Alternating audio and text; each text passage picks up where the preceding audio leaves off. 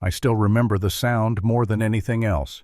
The click of my suitcase wheels on the concrete, the soft hum of someone's phone recording the way the neighborhood suddenly felt smaller than it had ever been.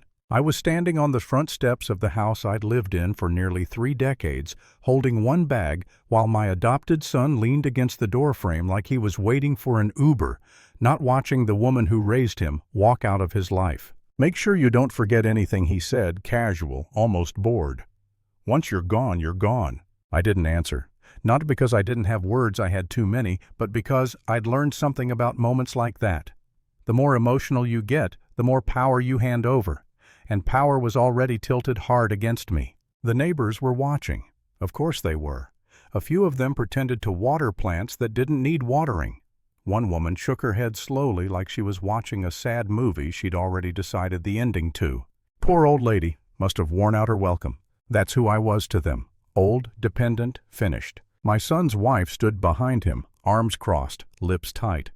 That polite smile people use when they think they're being reasonable while cutting you off at the knees.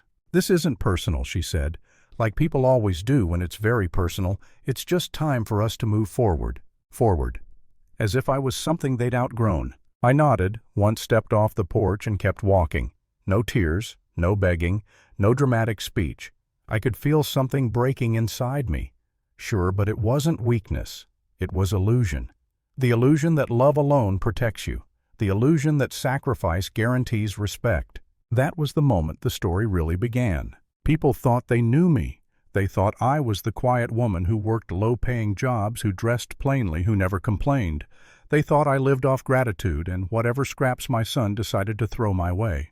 What they didn't know was that I'd spent my entire life being underestimated, and that I'd learned how to survive inside that space. The shelter they sent me to smelled like bleach and old coffee. The staff were kind, but it was the kind of kindness that comes with lowered voices and slow explanations. "Your bed is over there, sweetie," one woman said, pointing, like I might forget where over there was. "Dinner's at 6, lights out at 10. I smiled and thanked her. Not because I felt small, but because I understood the role they'd assigned me. Invisible, harmless, easy. That night, lying on a narrow cot, listening to strangers breathe and cry and snore, I stared at the ceiling and thought about how strange life is, how one signature, one assumption, one moment of arrogance can rewrite everything. I wasn't angry yet, I was observant. The next few days showed me something ugly and honest about the world. When people think you're done, they stop listening. Employers cut interviews short, clerks rush you, strangers sigh loudly if you move too slow.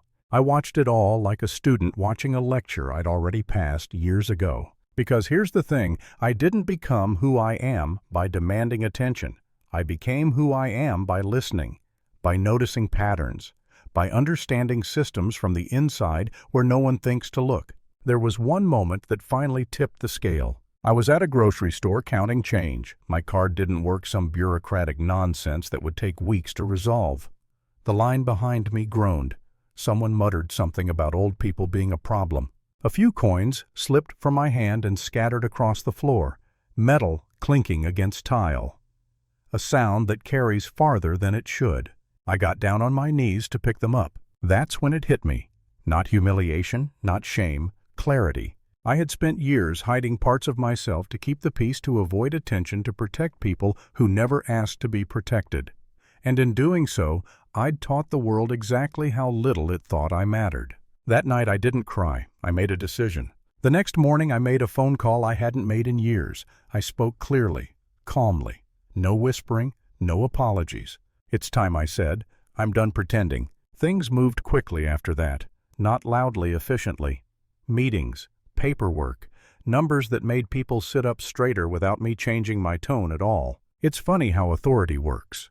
The same silence people once filled with pity suddenly made them nervous. When I asked my son to meet me, he sounded irritated, like I was inconveniencing him again. "Make it fast," he said. "We're busy." We met in the living room that used to feel like home. My photos were gone. The walls looked cleaner without me, colder. "What do you want?" he asked, standing arms crossed, just like his wife had done days earlier. I sat down, slowly, comfortably. "I want you to listen," I said. He laughed, actually laughed. "Listen to what?" I placed a folder on the table between us. Didn't slide it dramatically, didn't push it toward him, just placed it there and opened it. His smile faded halfway through the first page. That can't be right, he said, flipping through documents faster now. These numbers, they're current, I said, as of last week. His wife leaned forward, snatched the papers from his hands, eyes scanning, fingers trembling just enough to give her away. You hid this from us, she said. Accusation, not question. I nodded. I did. Why, my son asked. His voice wasn't angry anymore. It was confused, small. Because I wanted to know who you'd be if you thought I had nothing, I said. Now I know. Silence stretched. Heavy, honest. He tried to apologize, tried to explain, tried to reach for words like stress and misunderstanding and moving on. I didn't interrupt him. I let him talk himself empty. When he finally stopped, I said, 8 days ago you told me I wasn't real family. You said blood mattered. You recorded me leaving like I was a liability. He opened his mouth, then closed it. I believe people when they show me who they are, I continued. I just took notes this time. I stood up, picked up my folder, and walked toward the door. Wait, he said, panic finally breaking through.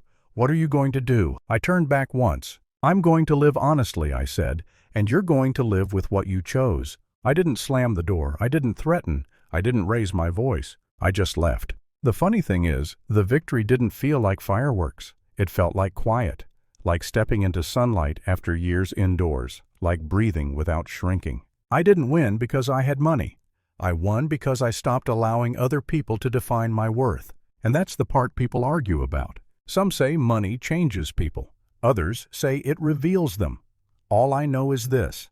I was the same person when I was counting coins on the floor as I was when people suddenly stood up straighter in my presence. The only thing that changed was how they treated me. So here's my question to you. Do you think money really changes who people are? Or does it simply expose what they've been all along? Tell me what you think. I'm listening.